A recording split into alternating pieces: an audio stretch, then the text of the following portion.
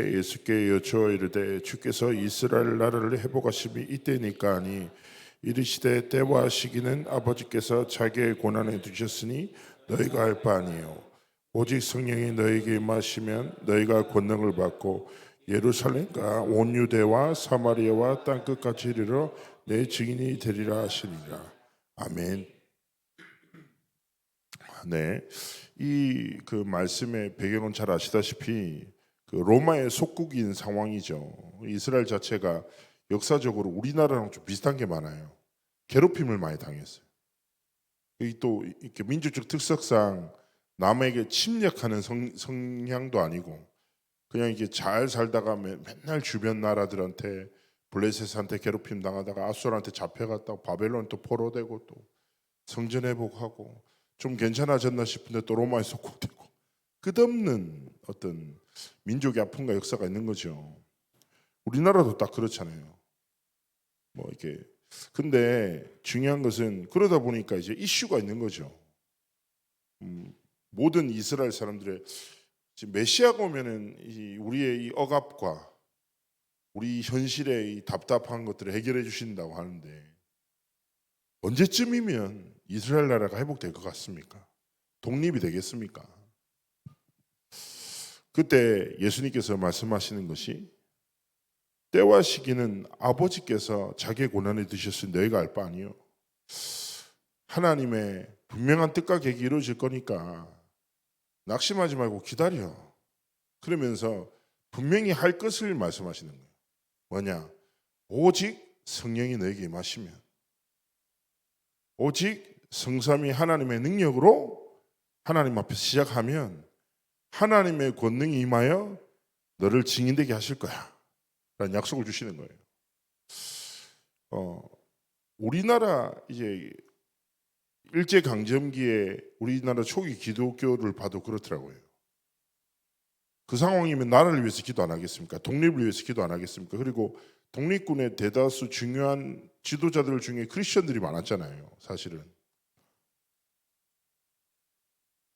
근데 중요한 것은 우리의 여정 속에서 많은 상황과 현실 속에서 하나님이 우리에게 원하시는 집중이라는 게 있어요. 시대도 다르고 시기도 다르고 상황도 다른 것 같지만 하나님이 오직 성령과 오직 복음으로 모든 것을 시작하기를 원하시는 것입니다. 그래서 내 능력이 아니라 하나님의 권능으로 나를 드러내는 삶이 아니라 우리를 구원하신 예수 그리스도를 드러내고 증거하는 삶과 길을 걸어가기 원하시는 것이죠. 사도행전 1장 8절에 가장 중요한 세 단어가 무엇입니까? 성령과 권능과 증인이란 단어예요. 그래서 중직자들은 날마다 하나님 앞에 직분자로서 삶에서 뭡니까? 오직 내 힘이 아니라 내 지식과 경험에서 나오는 내 힘이 아니라 성령께서 주시는 권능이 내 모든 날마다 나의 삶을 지키고 그래서 나를 드러내고 나를 높이는 것이 아니라 나의 삶을 통하여 하나님의 전능하심이 나타나는 증인의 삶과 길을 걸어가기 원하시는 것이죠. 그래서 오늘 전도팀 구성이라는 제목으로 제 산업선교 말씀 주셨는데요. 가장 중요한 건 딴 거 아니에요. 내가 생각하는 생각이 하나님의 뜻과 맞아야 돼요. 내가 걸어가는 인생의 길이 하나님이 원하시는 방향과 맞아야 돼요. 사람들이 나를 어떻게 보지가 중요하죠. 그게 그렇게 중요하지 않거든요. 제가 삶에서 한번 사고가 있었는데 제가 어쨌든 제가 의도하지 않은 상황이 난 거죠. 그러면서 되게 단순한데 시키기 위하면 제가 차가 멈춰 있었단 말이에요. 그런데 갑자기 오토바이가 와가지고 사고가 나서 제 눈앞에서 사람이 죽었어요. 그 또 선교 대회 준비할 때 제가 이렇게 가는데 그러다가 이제 미션 오면서 가려다가 그 이제 차가 이제 기름을 넣으려고 멈춰 있었는데 갑자기 퍽 소리가 나는 거예요. 멈춰 있는데 내렸더니 사람이 바닥에 누워 있네. 근데 이 사람 오면서 피가 이렇게 막 나오고 그 사람이 헬멧을 안 쓰고 하여튼 오토바이 운전을 해서 그 자리에서 이제 사람이 가고 저는 갑자기 경찰서로 가게 되고 그래서 뭐 당연하게 제가 법적으로는 아무런 잘못이 없고 한데 너무 당황스러운 거죠. 선교대 때. 그래서 너무 당황스러운 겪고 막 이제 그 경찰서에 밤 12시에 들어갔다 한 7시에 나왔나? 경찰이 상황이 어떤지 물어보고 CCTV 찾다가 한 5시쯤에 저랑 그때 이제 제가 차를 대려고 주유소 앞에 있었는데 지나가는 사람이랑 그 사람이 경찰서 찾아와서 증언하고 이 사람은 아무 잘못 없다 하고 그리고 5시 넘어서인가 CCTV 발견되고 중간에 이 사람 유가족 막 오고 난리 났어요. 저는 어떻게 해야 될지 몰라서 계속 이렇게 기도하고 있었는데 그러다가 그분이 돌아가셨던 분이 저보다 2살이 어려요. 제가 그때 30살 때였고 28이라. 그러니까 막 막막하기도 하고 너무 이제 갑자기 어려운 거예요. 그래서 어떻게 할 바를 몰라서 계속 말씀을 들었죠. 선교대를 그 다음날 시작하는데 갈 수가 없어갖고 제가 하루만 있다가 가겠다고 하고 그렇게 있다가 제가 갑자기 하나님 앞에서 그런 생각이 딱 든 거죠. 삶과 죽음이 참 순간이네. 인생이라는 게. 그러면서 하나님 앞에서 그런 생각이 드는 거예요. 아 그래 우리 인생에 자랑할 것도 없고 확신할 수 있는 것도 아무것도 없구나. 근데 참 너무 짧은 인생인데 제가 그 좀 시간 동안 제 인생의 여정을 조금만 돌아볼 시간들이 있었는데 아 내가 참 별로 중요하지 않은 것 때문에 마음도 뺏기고 사람들 앞에서 내가 어떻게 보여지지가 너무 중요하다 보니까 거기 막 에너지를 썼고 그러면서 하나님이 주신 삶을 하나님의 나라와 하나님의 복음을 위해서 하나님 앞에 마음껏 쓰임받고 살다가 하나님의 부르심 앞에 기쁨으로 갈 수 있는 삶을 살아야 되겠다는 생각을 하게 된 거죠.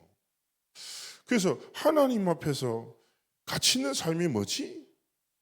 라는 생각했는데 단순히 내가 복음을 붙잡고 살아가는 삶을 넘어 이 복음을 증거하고 전달하는 삶이 가장 복된 인생이구나라는 게 다 깨달아진 거예요. 그러면서 어떻게 보면 그날 이후로 어떻게 보면 저한테 이정표가 됐죠.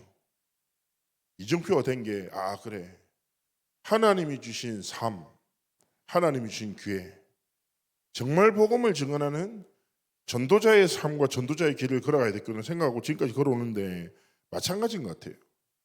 우리 삶에 이런저런 중요한 것 같지만 하나님이 보시기에 나의 삶의 길이 내가 진짜 무엇 앞에서 무엇을 위해서 살아간지를 조금만 점검하고 오늘 세 단어 있잖아요. 성령으로 살아가고 성령을 힘입어 하나님이 주신 권능으로 내 일상을 지켜내고 그래서 내 삶을 통해서 다른 것이 아니라 오직 그리스도가 나타나고 증거되고 전달되는 증인의 삶과 길을 걸어가기를 원하시는 거예요.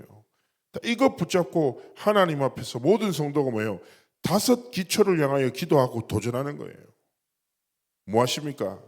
그리스도가 중심되는 다락방 나의 삶 속에 나의 모든 여정 속에 팀 사역이 뭐예요? 만남 속에 그리스도가 나타나고 미션홈에 그리스도의 이름이 가정마다 주인이 되시고 전문교회가 뭡니까?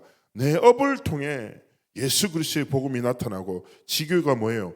지역에서 제자들의 만남을 통하여 하나님이 역사하시는 전도운동에 딱 체험할 수 있도록 그래서 나와 만남과 가정과 업과 모든 현장을 통해서 그리스도가 나타나고 증거되어지는 절대 여정을 걸어가도록 하나님 앞에 서기를 원하시는 것입니다. 창덕교도 마찬가지죠. 오늘 성도들이 뭘 체험해야 되겠습니까? 성령이 임해야 합니다. 그래서 오늘 성도들이 하나님이 주신 권능으로 힘을 얻어야 돼요. 그렇지 않습니까? 그래서 한 주 동안 뭘 걸어야 돼요? 증인의 여정을 걸어야 돼요. 그래서 오늘 이 3 단어 성령과 권능과 증인이라는 단어 계속 묵상하면서 예배 속에서도 뭐가 필요해요? 성령. 성령의 은혜로 임해야 하나님 내가 말씀을 들을 수 있고 깨달을 수 있지 않습니까? 하나님이 주신 권능으로 내가 살아야 나를 지킬 수 있어요. 살릴 수 있고. 그리고 결국 무엇입니까? 증인으로. 포럼 때도 성령과 권능과 증인으로 모든 현장에서 이 응답을 누리는 승리의 날 되시기를 주의 이름으로 축복합니다. 우리 예배를 위해서 기도하시면서 준비하시도록 하겠습니다.